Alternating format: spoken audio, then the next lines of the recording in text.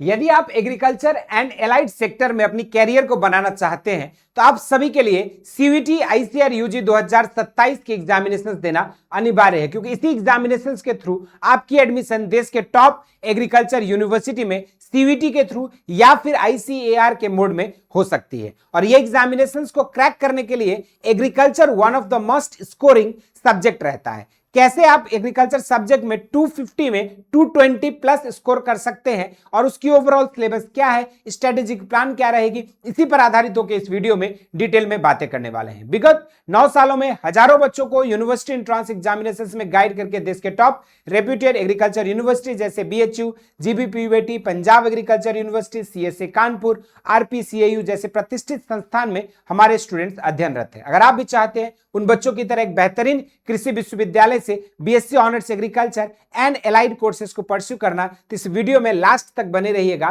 कैसे आप agriculture domain को कम समय के अंदर बेहतरीन और स्ट्रेटेजिक वे में तैयार करके 220 प्लस स्कोर कर सकते हैं, इसी की रणनीति हम लोग इस वीडियो में डिस्कस करने वाले हैं। मैंने अभी हाल में ही काशी हिंदू विश्वविद्यालय से अपनी पीएचडी कंप्लीट की है और एग्रीकल्चर में जो है 9 साल से बच्चों को गाइड कर रहा हूं। इस वीडियो में लास्ट तक बने रहने पर आपको भी एक क्लियर कट आइडिया मिल जाएगा एग्रीकल्चर डोमेन की सिलेबस का और कैसे उसको बेहतरीन रूप से आप तैयार कर सकते हैं, इस पर बातें करेंगे। तो चलिए शुरुआत करते हैं। सबसे पहले अगर बात की जाए एग्जाम पैटर्न की, तो एग्रीकल्चर से ऑल टुगेदर आपके जो है 50 क्वेश्चंस पूछे जाते हैं, 60 मिनट का समय रहता है और उसी के दौरान आपको 50 क्वेश्चन सॉल्व करनी होती है। अगर एक आंसर सही देते हो तो +5 मार्क्स मिलती है, तो वहीं पर गलत करने पर -1 की नेगेटिव मार्किंग होती है। तो आपको यहां पर नेगेटिव मार्किंग से भी बचना है, साथ में आपके अंदर कॉन्फिडेंस जिस पर आ रहा है उन्हीं क्वेश्चंस को सॉल्व करना है। बहुत ज्यादा जो है तुक्केबाजी पर नहीं जाना है, ठीक।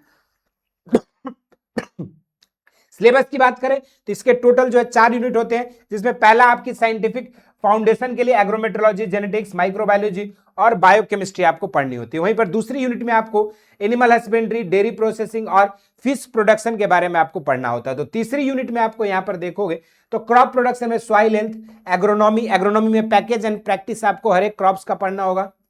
साथ में इरिगेशन, वीड मैनेजमेंट और मॉडर्न एग्रीकल्चर से रिलेटेड जैसे precision agriculture, organic farming, natural farming, conservation agriculture जैसे, सस्टेनेबल एग्रीकल्चर जैसे कॉन्सेप्ट्स को आपको पढ़ने होते हैं। उसके बाद जब बात करेंगे तो चौथी यूनिट है आपकी हॉर्टिकल्चर, जिसमें फ्रूट्स, वेजिटेबल्स और फ्लावर्स की प्रोसेसिंग के साथ साथ आपके जो है उनकी पैकेज एंड प्रैक्टिस पढ़नी होगी और साथ में डिफरेंट जो आपके पोस्ट हार्वेस्ट प्रोडक्ट्स हैं उन सब की प्रिजर्वेशन कैसे होती है, इन सारी चीजों पर भी आपको ध्यान देना होगा। तो ये जो है आपके 4 पिलर्स होंगे और इन्हीं 4 आधार स्तंभ पर आपकी जो है पूरी सिलेबस आपका बिल्डअप होता है। अगर देखा जाए इनकी डिटेल में तो पहले साइंटिफिक फाउंडेशन में आपको जेनेटिक्स में मॉलिक्यूलर जेनेटिक्स पढ़ना है, साथ में बायोकेमिस्ट्री में आपको pH, carbohydrate, protein, lipid, nucleic acid के बारे में पढ़ना है, सेल के स्ट्रक्चर और सेल बायोलॉजी, सेल डिवीजन के बारे में पढ़ना है, मेंडल लॉ, फिर आपके कुछ माइक्रो ऑर्गेनिजम्स जैसे बैक्टीरिया, फंजाई, एल्गी, इनके बारे में पढ़नी है। फिर सीड के साइंस में आपको सीड का स्ट्रक्चर, सीड की dormancy, types of seed, seed germination, seed viability, seed की टेस्टिंग कैसे होती है, इन सारी चीजों के बारे में सीड टेक्नोलॉजी में देखोगे। और फिर एटमॉस्फेरिक एग्रोमेट्रोलॉजी में हम वेदर एलिमेंट्स और मॉनसून, फिर वेदर फोरकास्टिंग और वेदर के कारण से एग्रीकल्चर पे कैसे प्रभाव पड़ता है, इन सारी चीजों के बारे में हम लोग डिस्कस करते हैं। तो ये सारा जो है आपको एक ब्रीफ आइडिया देता है आपकी यूनिट 1 का। उसके बाद यूनिट 2 की जब बात करते हैं उससे पहले देखो आपको ब्रीडिंग एस्पेक्ट्स भी समझना है, जैसे introduction, selection, hybridization, mutation, polyploidy, biotechnology, फिर सेल्फ पॉलिनेटेड क्रॉप्स और क्रॉस पॉलिनेटेड क्रॉप्स और साथ में इन सब अलग अलग अप्रोच का जेनेटिक्स में क्या रोल है, इसके बारे में भी आपको डिटेल में जाननी पड़ेगी। उसके बाद बात करते हैं यहाँ पर सेकेंड यूनिट जो है लाइव स्टॉक प्रोडक्शन, जिसमें आपको basically housing system, balanced ration, artificial insemination, pregnant animals की मिल्क ब्रीड को कैसे मैनेज करते हैं, लेयर पोल्ट्री की मैनेजमेंट कैसे होती है, ब्रॉयलर की मैनेजमेंट कैसे होती है, साथ में आपको यहाँ पर processing and marketing of dairy products, जिसके साथ साथ क्रिटिकल डिजीज असेसमेंट कैसे होगी अलग अलग एनिमल्स में, उनके मेजर कॉजेटिव एजेंट क्या है और उस डिजीज को कंट्रोल करने का मेजर आपके जो मैनेजमेंट अप्रोच है वो क्या है और सिम्टम क्या होगी, इन सारी चीजों पर ध्यान देना होगा। जैसे Ranikhet, fall pox, foot and mouth, mastitis, ये सब आपके कुछ डिजीज जो है सिलेबस में दिए गए, इनको आपको डिटेल में पढ़नी होगी। इसके बाद जो यूनिट 3 है, जिसमें हमने बताया आपको कि बेसिकली यहाँ पर सॉइल साइंस और एग्रोनॉमी आपको पढ़ना होता है, मृदा विज्ञान के बारे में पूरे डिटेल में पढ़ते हो। साथ में जब क्रॉप प्रोडक्शन की बात होती है तो सीड बेड प्रिपरेशन, से लेकर soil fertility, organic carbon, pH और organic manure, integrated nutrient management, साथ में आपके क्रिटिकल जो प्लांटिंग विंडोज है, सीड ट्रीटमेंट, सीड रेट के बारे में, साथ में आपकी बुआई से लेकर कटाई तक जो भी एक्टिविटीज होती है जैसे irrigation scheduling, fertilizer application, integrated disease pest management, integrated weed management, साथ में आपके हार्वेस्टिंग के बाद जब थ्रेसिंग होती है उसके बाद आप पोस्ट हार्वेस्ट करते हो, उसको सुखाते हो, ड्राई करते हो, स्टोर करते हो, इन सब के बारे में, मार्केटिंग के बारे में भी आपको डिस्कस करनी होगी। इसके अलावा पोस्ट हार्वेस्ट में आपको पढ़ना होता है स्टोरेज, प्रोसेसिंग और कॉमर्शियल मार्केटिंग के बारे में। तो ये जो है आपकी बुआई से लेकर आपकी कटाई और कटाई के पश्चात की भी जो एक्टिविटीज है पूरा आपको हर क्रॉप के बारे में एग्रोनॉमी में डिटेल में डिस्कस करना होगा। इसी में आपके सारे एस्पेक्ट्स कवर हो जाएंगे, सॉइल साइंस भी कवर हो जाएगा, साथ में weed management, water management, integrated pest disease management, pathology, entomology, सब कुछ इसी में जो है आपकी कवर हो जाएगी। इसके बाद बात करते हैं यहाँ पर मॉडर्न एग्रीकल्चर में आपको कंजर्वेशन एग्रीकल्चर पढ़ना है, ऑर्गेनिक फार्मिंग पढ़ना है, साथ में रिमोट सेंसिंग और जो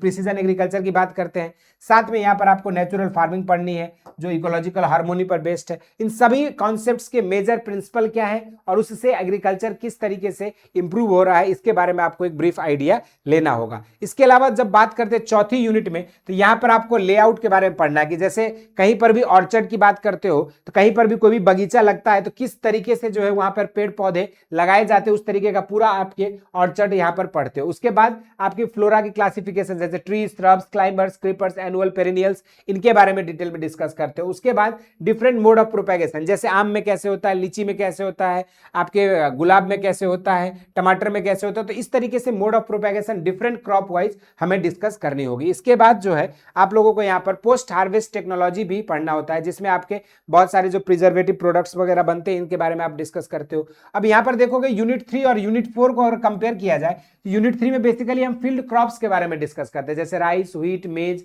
है ना, चना, इन सब के बारे में। तो वहीं पर यूनिट 4 में जो है बेसिकली हम यहाँ पर कैश क्रॉप्स जितने आपके जैसे विटामिन और मिनरल्स के न्यूट्रिएंट के लिए जो हॉर्टिकल्चर क्रॉप्स ग्रो किए जाते हैं, लेआउट्स, फिर फ्रूट्स, वेजिटेबल्स, फ्लावर्स और प्रिजर्वेशन के बारे में बातें होती है। तो ये आपका जो है पूरा एस्पेक्ट हमने यूनिट 3 और यूनिट 4 के बारे में बातें की। अब जो है इन सारे सिलेबस को कैसे आप कवर करोगे और किस तरीके से आप 220+ जो है स्कोर कर सकते हो एग्रीकल्चर साइंस में, इसकी विनिंग स्ट्रेटेजी क्या होनी चाहिए, इस पर चलिए बातें करते हैं। सबसे पहले आपको जो है कोर्स करेक्शन करना जरूरी है क्योंकि आपको एक्सपर्ट मेंटरशिप चाहिए। जैसे मैंने बताया 4 सिलेबस यूनिट है, अब किस यूनिट से कितने क्वेश्चंस, कौन सी यूनिट ज्यादा इंपॉर्टेंट है, कहां से आपको किस कॉन्सेप्ट पर अधिक क्वेश्चन पूछे जाते हैं, इसके लिए एक्सपर्ट गाइडेंस और आपको आइडेंटिफाई करने की जरूरत है। साथ में आपको ब्लाइंड स्पॉट्स को आइडेंटिफाई करना है ताकि कहां आप गलती कर रहे हो, उन ब्लाइंड स्पॉट्स को जब आप आइडेंटिफाई कर लोगे तो एक बार जब आपके मॉक टेस्ट में गलती होगी या आपके टेस्ट में गलती होगी, प्रैक्टिस सेट में गलती होगी, तो वो गलतियां आप एग्जाम में नहीं करोगे। तो ये चीज आपको ध्यान में रखना है। दूसरी चीज है यहाँ पर सबसे पहले रेगुलर लाइव क्लासेस अटेंड करना है ताकि आपका कोर्स थ्योरी का कोर कॉन्सेप्ट स्ट्रांग हो सके। इस समय आप 12th में होंगे या अगर आपके पास 2027 में एग्जाम देना है तो नियर अबाउट 1 ईयर का समय बचा है। 1 ईयर में अगर आप स्ट्रक्चर्ड वे में physics, chemistry, math, biology, agriculture जो भी आपके सब्जेक्ट्स हैं, 3 सब्जेक्ट को अगर स्ट्रक्चर्ड वे में तैयारी करते हो, कोर थ्योरी पर कमांड करते हो, तो आप निश्चित रूप से एक अच्छे एग्रीकल्चर यूनिवर्सिटी का पार्ट बन सकते हो। इसके अलावा आपको तीसरी चीज डेली प्रैक्टिस करनी है क्वेश्चंस को, ताकि जो कि आपकी उसी दिन के लेक्चर पे, जैसे मान के चलो आज हमने एग्रोमेट्रोलॉजी बताया तो आज आपको एग्रोमेट्रोलॉजी की नोट्स को प्रॉपर तरीके से मास्टरी कर लेनी है और साथ में एग्रोमेट्रोलॉजी के कुछ क्वेश्चंस को प्रैक्टिस कर लेना है ताकि आपने जो पढ़ा उससे सवाल बन रहे हैं कि नहीं ये आपकी क्लियर हो जाएगी। साथ में प्रीवियस ईयर क्वेश्चंस को भी फोकस करना है ताकि जैसे सवाल एग्जाम में पूछा जा रहा है क्या हम उस तरह के सवाल को हल कर पा रहे हैं या नहीं। तीसरी चीज यहां पर आपको स्ट्रेस टाइमिंग टेस्टिंग करने के लिए आपको जो है चैप्टर वाइज प्रैक्टिस सेट और टेस्ट सीरीज भी करनी होगी, जो कि आपको लगभग 60 मिनट के अंदर टाइम फ्रेम करके 50 क्वेश्चन लेकर सॉल्व करने बैठो। इससे क्या होगा, आपका टाइम मैनेजमेंट अभी से इंप्रूव होते होते एग्जामिनेशन के टाइम पे आपको पता ही नहीं चलेगा कि कब आपने 60 मिनट के समय रहते ही आप 50 क्वेश्चन को सॉल्व कर ले गए। तो इसके लिए आपको अभी से टाइम्ड प्रैक्टिस की जरूरत पड़ेगी। तो ये जो है आप सभी के लिए कुछ इंफॉर्मेशन थी एग्रीकल्चर डोमेन से रिलेटेड, किस तरीके से आप एक स्ट्रक्चर्ड प्लान के साथ एग्रीकल्चर डोमेन के सिलेबस को कवर कर सकते हो। बाकी इसके रिलेटेड डिटेल जानकारी के लिए आप हमारे ऑफिशियल नंबर 8433341026 पर जो है आप यहां पर कांटेक्ट कर सकते हैं और घर बैठे सिंपली बेसिक शिक्षा आपको डाउनलोड करके आप हमारे प्रतिज्ञा बैच से जुड़ सकते हैं। और प्रतिज्ञा बैच में अगर जुड़ोगे तो आपको यहां पर मिलता है लाइव प्लस रिकॉर्डेड क्लासेस, साथ में डीपीपी सीट,